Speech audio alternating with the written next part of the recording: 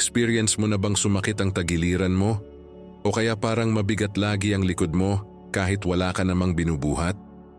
Marami sa ating mga seniors ang iniisip na simpleng pagod lang ito, pero minsan, ito na pala ang unang senyales na pagod o nahihirapan na ang ating bato o kidney.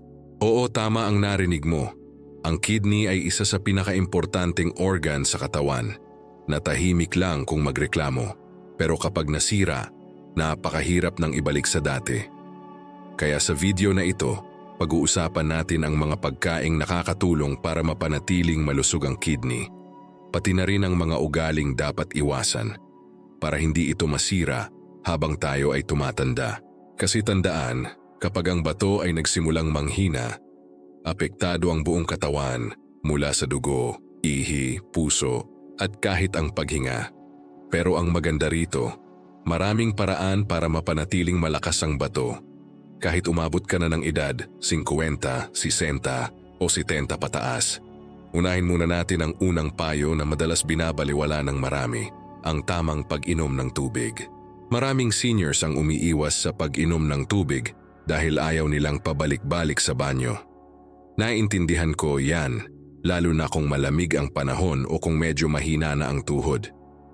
Pero isipin mo ito, kapag kulang ang tubig sa katawan, napipilitang magtrabaho ng doble ang kidney para linisin ang dugo. Ibig sabihin habang iniiwasan mo ang banyo, pinapahirapan mo naman ang bato. Kaya kung gusto mong manatiling malusog ang kidney mo, subukan mong uminom ng kahit 8 hanggang 10 baso ng tubig sa maghapon. Pwede mo itong hati-hatiin, tig-1 baso sa umaga, tanghali, merienda at gabi. Kung gusto mo ng variety, pwede mong haluan ng kaunting kalamansi o pipino para may lasa at may dagdag bitamina pa. Ngayon, punta naman tayo sa ikalawang mahalagang punto. Iwasan ang sobrang alat. Alam mo ba na ang sobrang alat ay parang kalaban ng kidney? Dahil kapag mataas ang sodium sa katawan, napipilitan ulit ang bato na magtrabaho ng husto para ilabas ito. At kapag araw-araw mong ginagawa ito, unti-unti itong napapagod. Kaya kung mahilig ka sa tuyo, daing, bagoong, instant noodles or canned goods, kailangan mo itong bawasan. Hindi naman kailangang biglaan, pwedeng dahan-dahanin. Halimbawa, kung dati araw-araw kang kumakain ng delata, subukan mong gawing 2 beses lang sa isang linggo. Gamitin mo rin ang natural na pampalasa tulad ng sibuyas, bawang o kalamansi imbes na asin. Sa ganitong paraan masasanay din ang panlasa mo at makikita mong mas masarap pala ang natural na lasa ng pagkain. Isa pa sa mga nakakaligtaang dahilan ng pagkasira ng kidney ay ang sobrang pag-inom ng pain relievers o gamot na hindi nire-reseta ng doktor. Marami sa ating mga lolo't lola ang kapag masakit ang tuhod o likod, agad umiinom ng mga over-the-counter na gamot araw-araw. Pero tandaan, karamihan sa mga pain relievers ay may sangkap na tinatawag na NSAIDs na kapag madalas ginagamit, nakakasira sa kidney sa katagalan. Kung madalas kang sumasakit, mas mabuting kumonsulta muna sa iyong doktor para mabigyan ng tamang gamot. May mga natural na alternatibo rin gaya ng warm compress, stretching, o pag-inom ng turmeric tea na pwedeng makatulong sa pananakit ng hindi nakakasama sa bato. Ngayon pag-usapan naman natin ang pagkain ng prutas at gulay. Alam kong paulit-ulit na nating naririnig ito. Pero sa totoo lang, ito pa rin ang pinakasimpleng sikreto sa pagkakaroon ng malusog na bato. Ang mga prutas tulad ng pakwan, mansanas at papaya ay may mataas na tubig at potassium content na tumutulong sa pag-flush ng toxins sa katawan. Pero tandaan, kung may problema ka na sa kidney, dapat ay may gabay ng doktor sa pagpili ng prutas dahil may ilan na mataas sa potassium at maaaring di akma sa iyong kondisyon. Ang mga gulay naman tulad ng upo, patola at sayote ay magaan sa katawan at hindi nagpapahirap sa bato, lalo na kung nilaga o ginisa lang sa kaunting mantika. Isang simpleng ugali rin na madalas hindi natin napapansin ay ang pagpigil sa ihi. Lalo na kapag abala tayo o nasa labas ng bahay, iniisip natin na pwedeng mamaya na lang. Pero tandaan, kapag pinipigil mo ang ihi, tumataas ang presyon sa pantog at kidney na pwedeng magdulot ng impeksyon o pagbara. Kaya kapag naramdaman mong naiihi ka na, huwag mong hintayin, iihi mo agad. Ang simpleng ugaling ito ay makakatulong para maiwasan ang impeksyon at mapanatiling malinis ang sistema ng pag-ihi mo. Bago tayo magtapos sa parteng ito, gusto kong ipaalala na ang pag-aalaga sa kidney ay hindi kailangang komplikado. Minsan, nasa mga maliliit na bagay lang, gaya ng tamang pag-inom ng tubig, pag-iwas sa sobrang alat, at hindi pag-abuso sa gamot. Kung magagawa mo ang mga ito araw-araw, malaking tulong na ito para mapanatiling malakas ang iyong bato kahit anong edad mo pa. Sa susunod na bahagi, pag-uusapan natin ang iba pang mga ugali at pagkain na dapat mong iwasan, lalo na kung gusto mong iwasan ang dialysis at manatiling malusog ang katawan mo. Kaya huwag mong palalagpasin ang part 2 dahil doon natin tatalakayin ang mga sikreto na 99% ng seniors ay hindi pa alam tungkol sa tamang pag-aalaga sa kidney. Kung nandito ka pa, ibig sabihin seryoso ka sa kalusugan mo. Comment mo nga ang salitang 1 no para malaman kung kasama pa rin kita sa laban para sa malusog na bato. Alam mo bang karamihan sa mga taong nagkakaroon ng problema sa bato ay nagsimula lang sa mga simpleng ugali na paulit-ulit ginagawa araw-araw. Hindi dahil gusto nilang saktan ang sarili nila, kundi dahil hindi nila alam na unti-unti na pala nilang pinahihirapan ang kanilang kidney. Kaya kung gusto mong iwasan ang dialysis, mahalagang maunawaan mo ngayon pa lang kung alin sa mga araw-araw mong gawain ang kailangang baguhin. Isa sa mga pinakakaraniwang dahilan ng pagkasira ng bato ay ang madalas na pagkain ng matatamis. Marami sa ating mga matatanda ang mahilig pa rin sa kape na maraming asukal, soft drinks at matatamis na tinapay. Pero tandaan, kapag mataas ang asukal sa dugo, pinipilit ng kidney na salain ito at tanggalin ang sobrang sugar sa katawan. Kapag paulit-ulit itong nangyayari araw-araw, napapagod ang bato hanggang sa tuluyan ng humina. Kaya kung gusto mong alagaan ang bato mo, subukan mong bawasan ang asukal ng dahan-dahan. Halimbawa, kung dati 3 kutsara ng asukal ang nilalagay mo sa kape, gawing 2 muna, tapos 1 na lang sa susunod na linggo.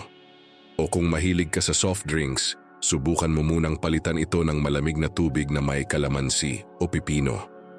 Mas refreshing pa at mas nakakagaan sa katawan. Marami rin sa ating mga seniors ang hindi alam na ang kakulangan ng tulog ay nakakaapekto rin sa kalusugan ng kidney.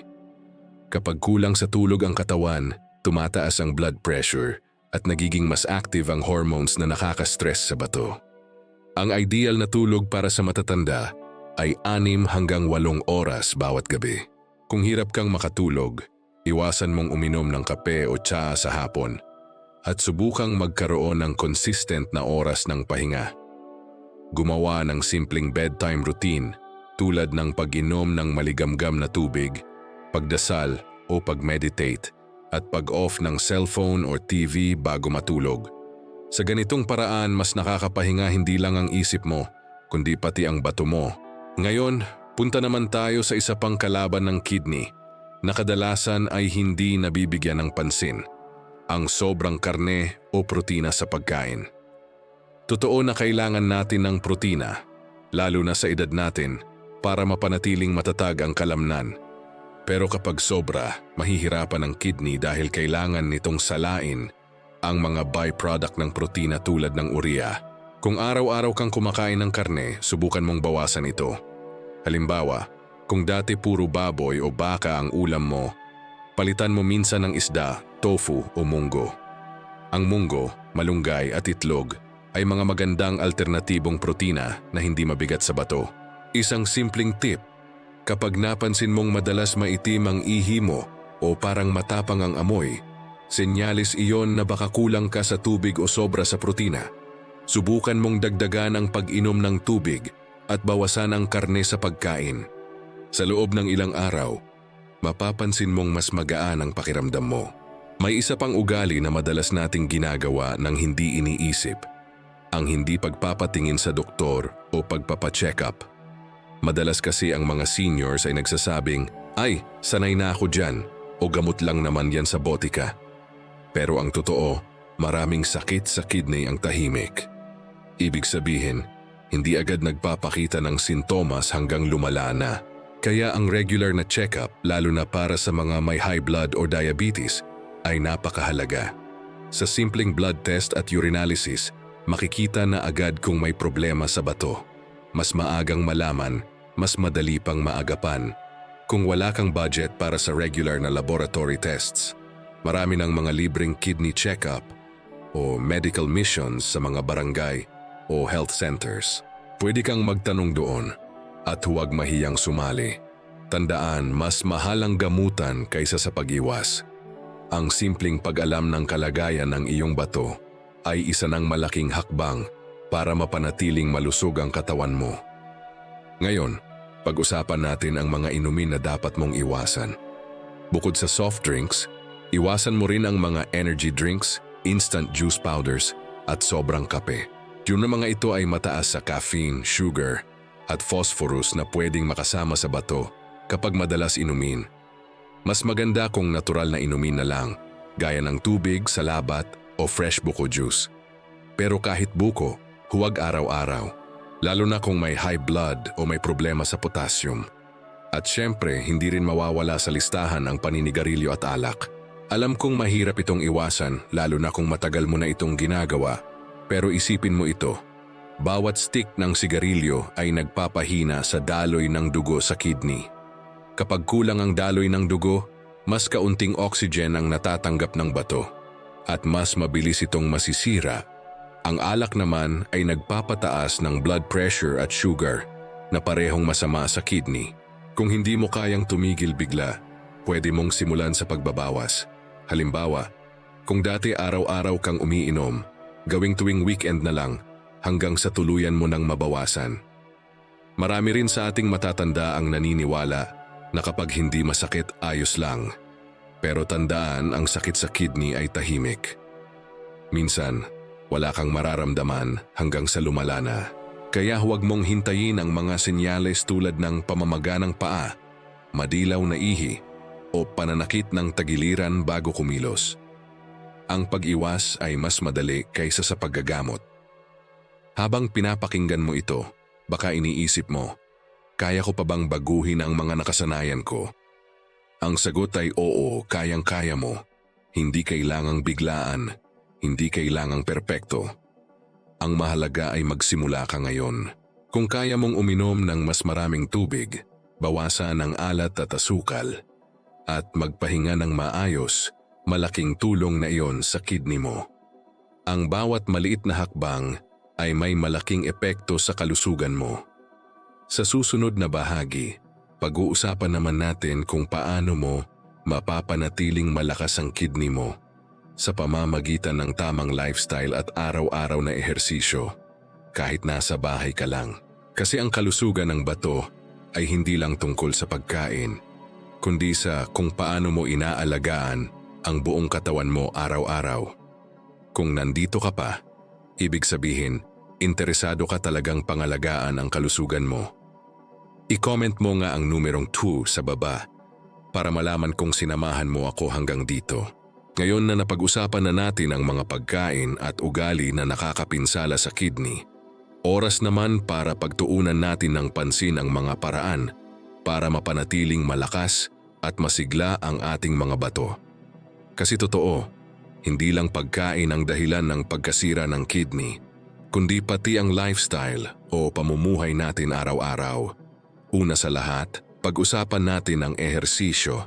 Marami sa ating mga seniors ang naniniwala na kapag tumanda na, dapat iwasan ang paggalaw o physical activity. Pero kabaligtaran po ito. Ang regular na paggalaw ay nakakatulong hindi lang sa puso at baga, kundi pati sa kidney. Kapag gumagalaw tayo, bumibilis ang sirkulasyon ng dugo, bumababa ang blood pressure, at natutulungan ang kidney na mag-filter ng maayos. Hindi mo kailangang pumunta sa gym para dito. Sa edad natin, sapat na ang 15 hanggang 30 minutong paglalakad araw-araw. Pwede sa bakuran, sa paligid ng bahay, o kahit sa loob lang kung maulan. Ang mahalaga ay gumagalaw ang katawan mo. Pwede ka ring mag-stretching habang nanonood ng TV o maglinis-linis ng bahay na parang simpleng ehersisyo. Kung may kasama ka sa bahay, mas maganda kung sabay-sabay ninyong gawin kasi mas masaya at mas nakaka-motivate kapag may kasabay. Ang pangalawang mahalagang bagay ay ang control sa blood pressure at blood sugar. Dahil kung meron kang high blood or diabetes, mas mataas ang posibilidad na maapektuhan ang kidney mo. Ang mga kondisyong ito ay unti-unting sumisira sa maliliit na ugat ng bato hanggang sa mahirapan itong magsala ng dugo. Kaya dapat regular mong sinusuri ang iyong presyon at asukal. Kung wala kang sariling blood pressure monitor, marami ng murang mabibili ngayon sa botika.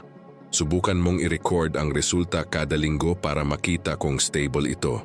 Kapag nakikita mong tumataas, pwedeng baguhin mo muna ang diet mo. Bawasan ang alat, asukal, at oily food. Kung hindi pa rin bumababa, huwag kang mahiyang magpakonsulta. Ang pag-inom ng maintenance medicine ay hindi kahinaan, kundi tanda ng disiplina at pag-aalaga sa sarili. Pangatlo, bantayan mo ang timbang mo. Marami sa ating mga matatanda ang akala, wala nang masama kung tumaba ng kaunti dahil senior na rin naman. Pero tandaan, ang sobrang timbang ay nakakadagdag ng pressure sa bato at puso. Subukan mong kumain sa tamang oras, bawasan ng chichirya, at palitan ng prutas o mani bilang merienda.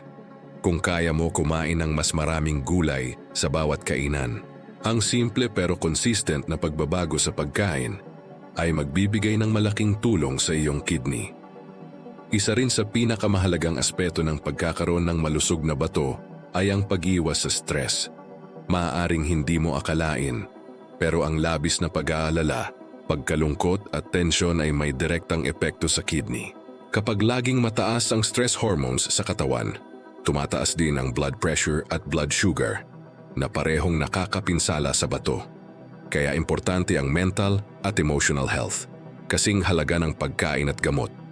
Paano mo ito magagawa? Subukan mong magkaroon ng mga gawain na nagpapakalma sa isip mo. Pwede kang magdasal, maglakad-lakad sa umaga habang nakikinig ng magaan na musika o makipagkwentuhan sa mga kaibigan.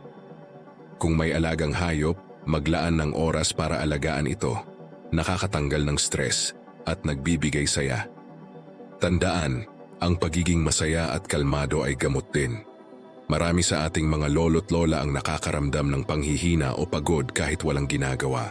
Minsan iniisip nilang dahil lang sa edad, pero madalas, ito ay senyales na kailangan ng tulong ng katawan, lalo na ng bato. Ang simpleng pag-aalaga sa sarili, tulad ng tamang tulog, pag-inom ng tubig, at paghinga ng malalim ay malaking bagay. Halimbawa, tuwing umaga, bago ka bumangon sa kama, subukan mong huminga ng malalim ng 3 beses. Ramdamin mo kung paano pumapasok ang hangin at lumalabas. Isa itong simpleng paraan para i-relax ang katawan at isipan.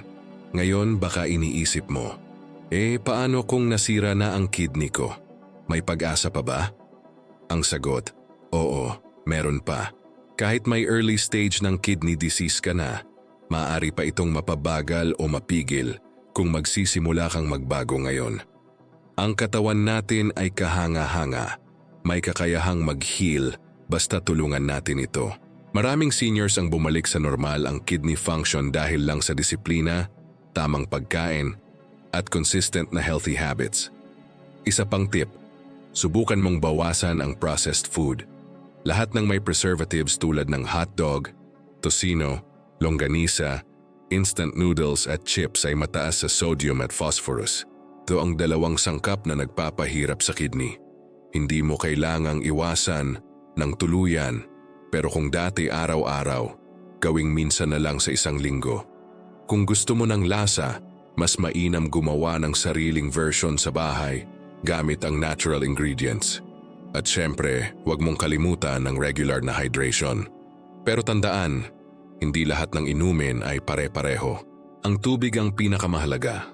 Pero kung may kondisyon ka tulad ng heart failure o late-stage kidney problem, kailangan mong sundin ang payo ng doktor kung gaano karaming tubig ang dapat mong inumin.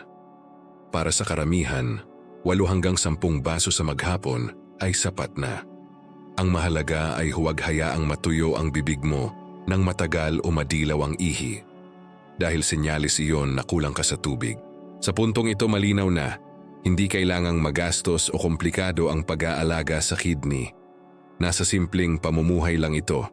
Kung marunong kang magpahinga, kumain ng tama, at umiwas sa labis, malaki ang tsansa mong maiwasan ang sakit sa bato. Tandaan, ang kalusugan ay parang halaman.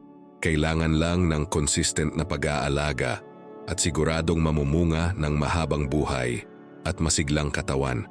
Sa susunod na bahagi, pag-uusapan natin ang mga senyalis ng mahinang kidney na madalas hindi napapansin, pati ang mga natural na paraan para mapalakas ito. Marami sa mga ito ay hindi alam ng karamihan, pero kapag nalaman mo, pwede kang makaiwas sa komplikasyon at mag-enjoy sa mas mahabang buhay. Kung umabot ka hanggang dito, ibig sabihin seryoso ka talagang pangalagaan ang kalusugan mo. I-comment mo nga ang numerong 3 sa baba para malaman kung kasabay pa rin kita sa misyon nating magkaroon ng malusog na bato.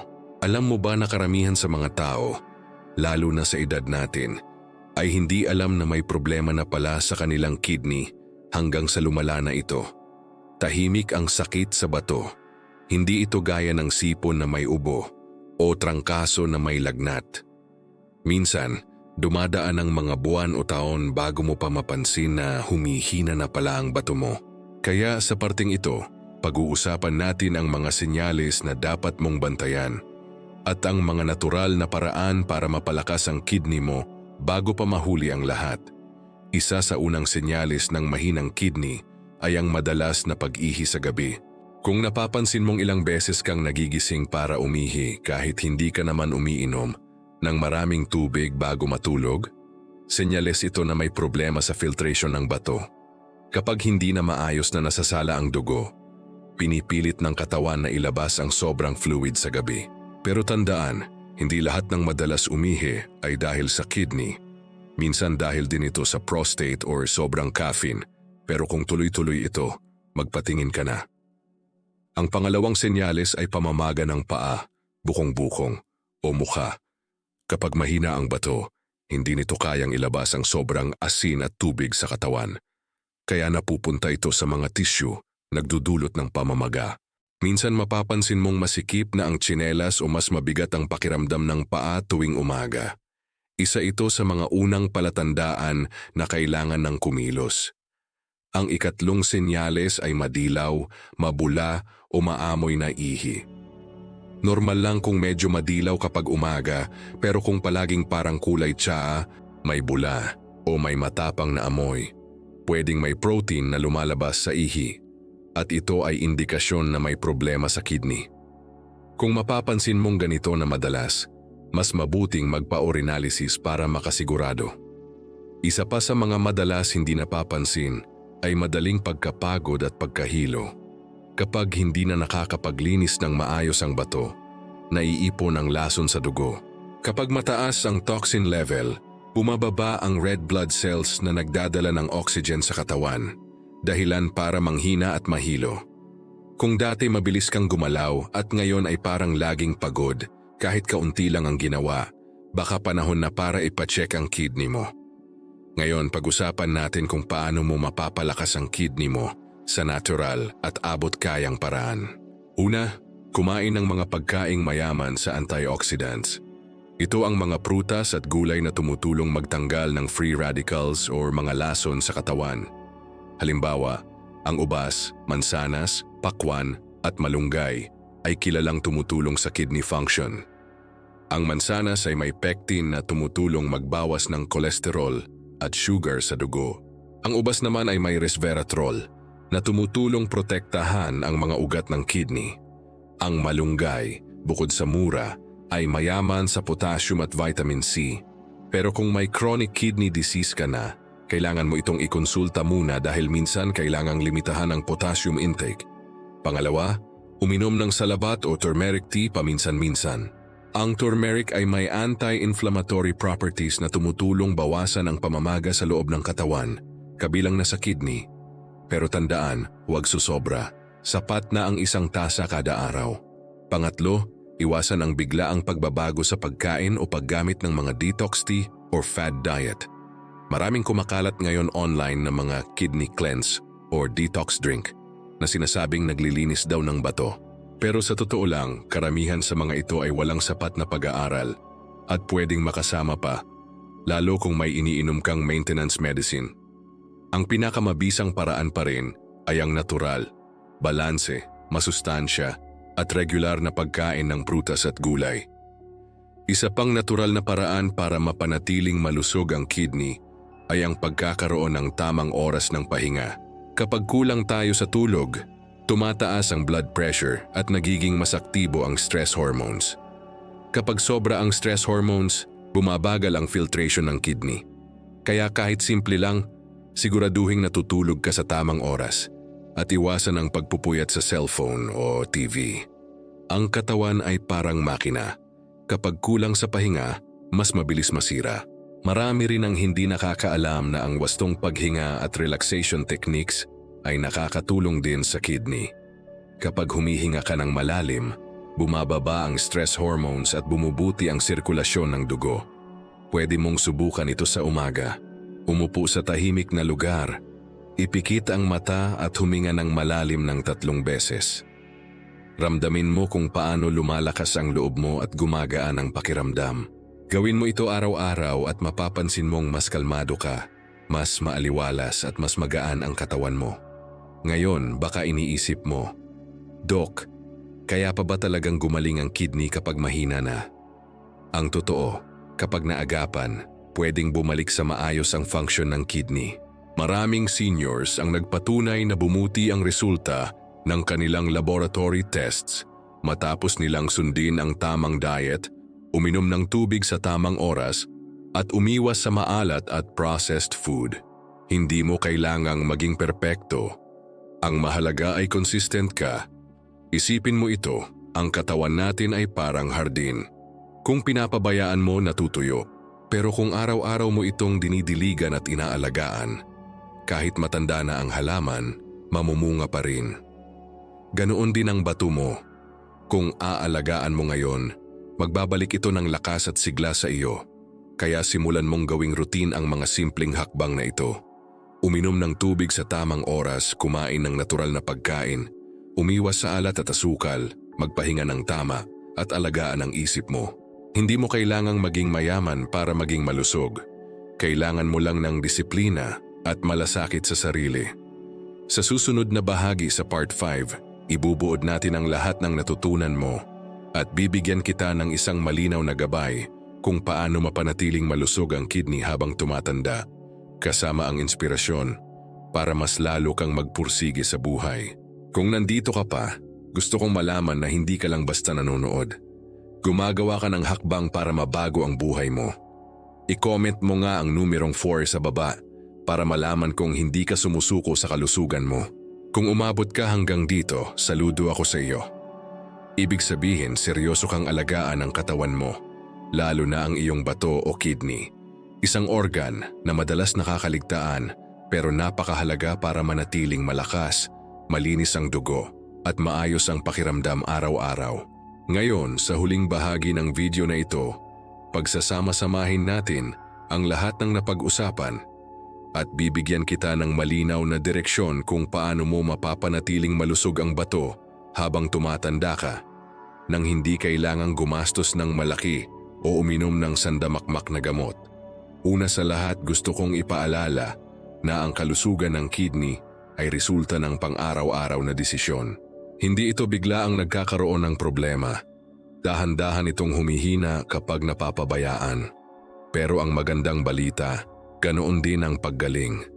Dahan-dahan din itong lumalakas kapag araw-araw mong pinipili ang tama. Simulan natin sa pinaka-basic. Tubig. Simple lang pero ito ang pinakamahalagang pangangalaga para sa bato. Kapag hindi ka umiinom ng sapat na tubig, naiipon ang lason sa dugo. Nagiging concentrated ang ihi at napapagod ang bato kakasala. Pero kapag sapat ang tubig mo araw-araw, para kang nagbibigay ng pahinga at linis sa iyong kidney. Subukan mong gawing habit ang pag-inom ng 1 baso ng tubig pagkagising, Isa bago kumain at isa bago matulog. Sa una mahirap, pero pag nasanay ka, hahanap-hanapin mo ito. Pangalawa, ang pagkain. Ang gusto kong tandaan mo ay ito. Ang bawat subo ay desisyon kung gusto mong gumaling o gustong pahirapan ang bato mo. Kung pipiliin mo ang sariwa, natural at hindi maalat o sobrang matamis, tinutulungan mong gumaan ang trabaho ng kidney mo. Pero kung puro processed food, instant noodles at matatamis ang kinakain, pinapahirapan mo itong maglinis. Kaya simula ngayon, piliin mo ang pagkain na nagbibigay buhay. Isipin mong bawat kutsarang gulay at prutas ay parang gamot, natural, ligtas at epektibo. Ang pangatlo ay ang tamang pahinga. Kapag kulang ka sa tulog, naguguluhan ang hormones sa katawan, tumataas ang blood pressure, at nagiging mas aktibo ang stress hormones. Tatlong bagay na sabay-sabay pumapatay sa kidney. Kaya siguraduhin may sapat kang tulog gabi-gabi. Kung hirap kang makatulog, subukan mong gawing routine ang pagtulog. Patayin ang ilaw, iwasan ang cellphone bago matulog, at magdasal o magpasalamat bago pumikit. Iyon lang, malaking tulong na. Pang-apat, ang tamang paggalaw. Hindi kailangang mag-gyms o gumastos para mapanatiling masigla ang katawan.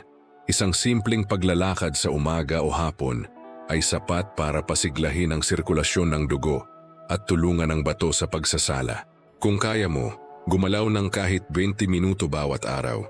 Kahit simpleng gawaing bahay, pagwalis o pag-aalaga ng halaman, basta gumagalaw ka. Tandaan, bawat galaw ay panlaban sa sakit. Panglima, iwasan ang bisyo.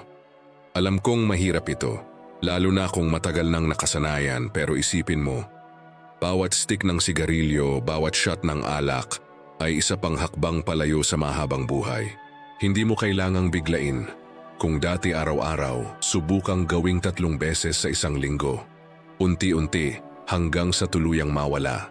Kapag nagawa mo iyon, mapapansin mong mas gumagaan ang paghinga, mas lumilinaw ang balat, at mas maayos ang pakiramdam mo. Pang-anim, alagaan mo ang iyong isipan. Marami sa mga matatanda ang nagsisimulang manghina hindi dahil sa katawan, kundi dahil sa isip. Kapag araw-araw kang nag-aalala, nagagalit, o nalulungkot, naapektuhan ng presyon, ang puso at pati na rin ang kidney. Kaya subukan mong tumawa araw-araw, makipagkwentuhan, makinig ng musika, at magpasalamat. Hindi mo kailangan ng magarang bagay para maging masaya. Minsan sapat na ang hangin sa umaga, ang ngiti ng apo, o ang isang basong mainit na kape. Ang kalmadong isip ay regalo sa iyong katawan. Ang panghuli, magpa-check up kahit minsan sa isang taon. Hindi ito kahinaan, ito ay katalinuhan. Kapag maaga mong nalaman ang problema, mas madali itong solusyonan. Huwag matakot sa doktor. Isipin mo na parang mekaniko lang siya na tumutulong sa makina ng katawan mo.